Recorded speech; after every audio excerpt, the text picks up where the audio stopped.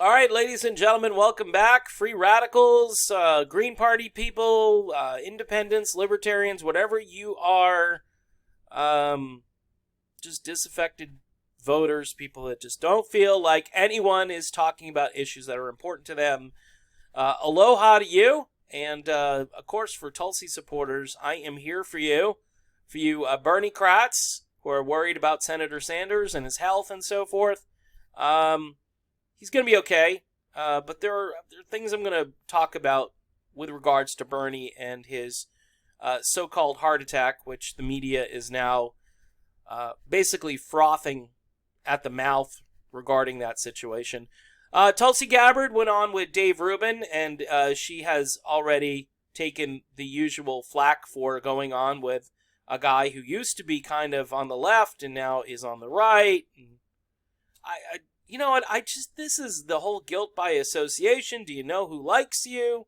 What do you say to, does Dave Rubin? I don't even know if Dave Rubin likes Tulsi Gabbard.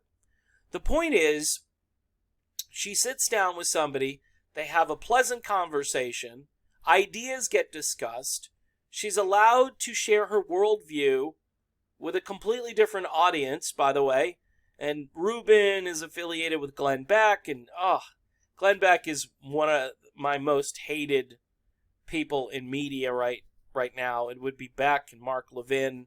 And it's not just because they're conservative. It's just because they're disingenuous and they just follow the money.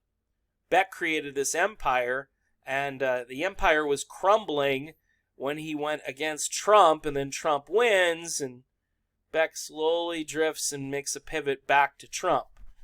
So there's a guy who quite honestly is very disingenuous, a charlatan, a chameleon, and somebody who I would not listen to for 30 seconds unless my radio was stuck and I couldn't unplug it. He's just a bad actor. In any event, let's hear what Tulsi gets to say.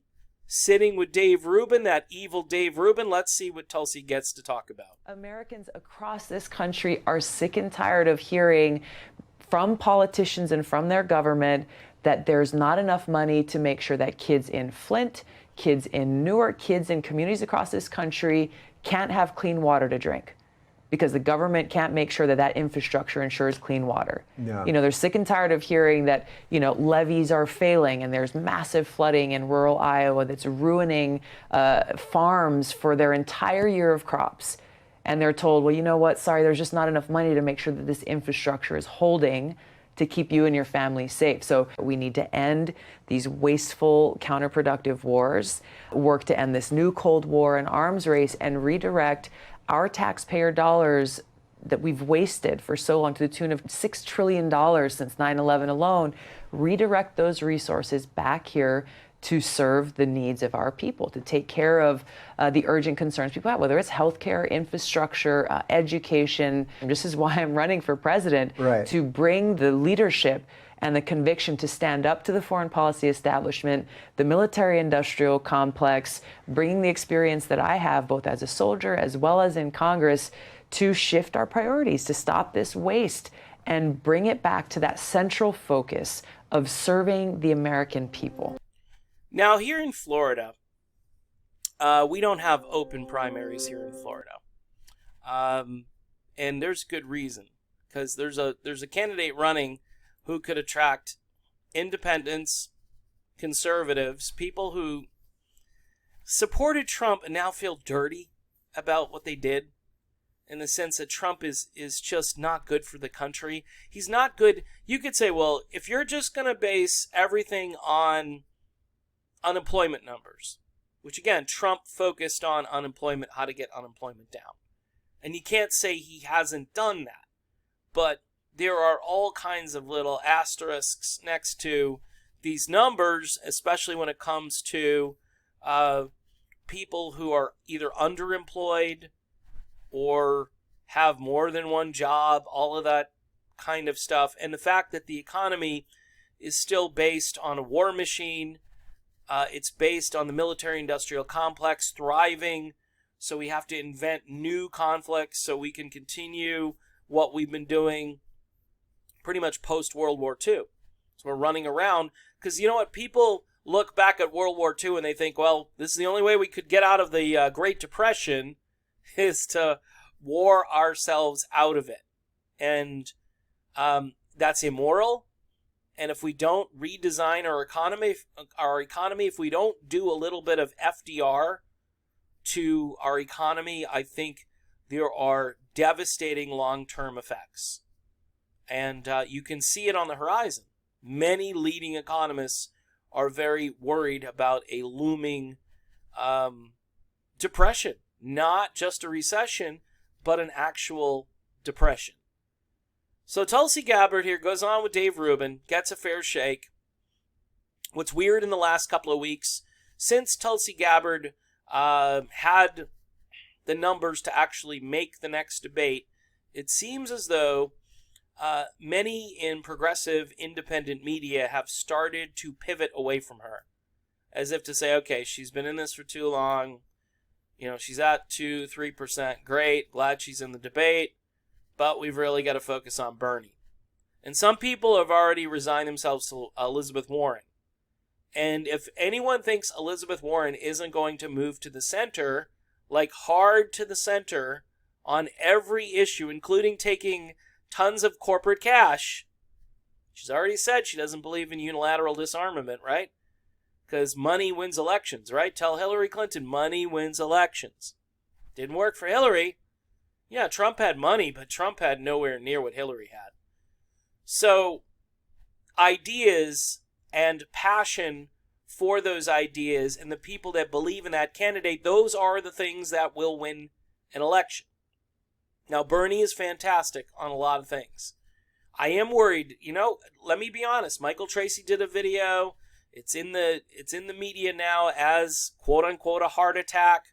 A lot of people don't want to say those words. They think it's evil, cruel, or mean to mention it. You've got a 38-year-old veteran who's in terrific physical shape, who looks good, who sounds good, who shows a lot of good cheer and love to people who are even very negative toward her. And she just continues on. She just smiles, and she believes in herself. She's comfortable in her own skin. And the people who understand what she brings to the table, they're not thinking, by the way, nobody is thinking, they're looking at Tulsi going, she'd be the first woman president. You know what we're thinking when we look at Tulsi Gabbard? We're saying to ourselves, wow, she would be a great president. Now, this isn't about a glass ceiling or a bean counter mentality or an identity politics thing. Woman of color, first Hindu. I mean, I can't go on and on about this woman and not feel a sense of love and pride for what she brings to the table. I did a video thinking just out loud about how I think she's kind of too good for us. I really do. When there's a stupid progressive pundit who is smarmy and sits behind a microphone like myself and has this nice set behind him with neon signs and little rotating fixtures going around, and it's kind of like you tune into the mega church and they got the globe or something that is circling behind the guy to show that they're doing mission work or something. I don't know why they do that. It's a distraction, but it looks really nice on camera. You got the smarmy guy who has never served his country, who probably never even volunteered anywhere, who is just cloistered in his, little studio, and he's spewing all of these creative talking points, and he sounds very intellectual, and you're thinking to yourself, yeah, but that's, you just know that it's a lot of fake stuff. It's a lot of, I'm trying to get clicks and views for my channel.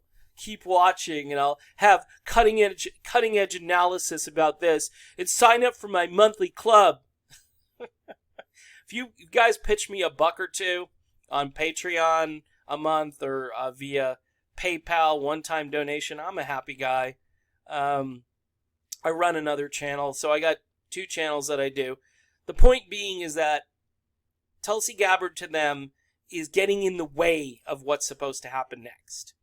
She's getting in the way. She's hanging in too long. The last 2 weeks, they've realized, she's really in this debate. And now we've got her. We've got her on the Medicare choice. We've got her. She's toast now. She's not toast. She's not toast. I've explained this before, that her bill is much like the House bill. And the House bill is better than the Senate bill, which is the bill sponsored by Bernie Sanders. Now, if you want to get to universal single payer, that's not what this is. If you want to get there and you want to force doctors to take your stuff, the medical profession, I don't know what will happen if you do that. I think the Medicare choice, Medicare for all, however you want to term it, is a good solution to it. And there's going to be a lot of pushback from those on the right, and nobody seems to care. Everybody just wants to ram something through and not have a consensus. And by the way, the less people know, I guess the better. Is that what progressivism should be about? No, it should be transparency. It should be, does this idea actually work? And let's talk about it. Tulsi Gabbard has done all of those things. She's been crystal clear. None of that stuff worries me at all. In fact, I know she's got her own plans. The Off Fossil Fuels Act, it's better than the Green New Deal. Green New Deal is not an actionable piece of legislation right now. It's just a thing. It's AOC. Oh, please sign my book. Sign my manifesto, and then we agree that we're going to do this. But there's no binding legislation to make anybody actually do it. That's would be called a law. You put a law in place, then people have to follow the law. It's fairly simple. So I've noticed that, again, the progressives, some of them are looking for a way to just maybe coalesce behind Bernie. Tulsi's been around too long. She doesn't have the millions of volunteers. She doesn't have the donations. She's just, she's just preventing or prolonging this process when she should just drop out and endorse Bernie Sanders. She's a better candidate than Bernie. And everybody who doesn't think so really has to look hard into what she believes, all the different attributes she brings. She might be weaker on some domestic policy issues or not as well thought out. But I guarantee you, she's the nominee. She's going to bring all of the Bernie domestic policy with her, most of it, enough of it so people go, wow, she's kind of like Bernie Sanders on steroids there. Or, she's a younger, more attractive, I think more electable version of Bernie Sanders. She's not the angry guy. And by the way, I like Bernie's angry side. I just think that it's going to be hard to pin the angry woman on Tulsi Gabbard. I mean, look at her. It's just aloha goes a long way. It really does. And it's not just a gimmick. It's who she is. So, I did this video basically to say to those of you following a lot of progressives right now, and I would say be very wary of what they're saying about Tulsi Gabbard. Just really, and push back a little bit. Say, you know what? I think you guys are looking for an off-ramp, and that's fine. But I'm going to stick with Tulsi. I think Tulsi's the best candidate out there, and I like Bernie, and we wish Bernie well and a speedy recovery. But the truth be told here, Tulsi Gabbard, for me, and for a lot of us who got into this because of her, she's better. She's a better candidate than Bernie.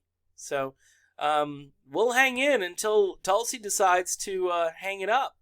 And that's been my manifesto, my philosophy since I started this thing.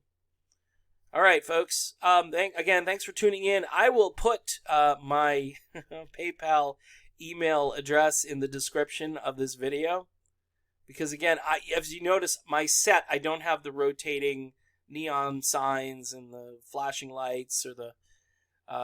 this is my house, and I found a little corner of a room here, and this is where I try to do these videos. So again, thanks for supporting, and we'll talk soon.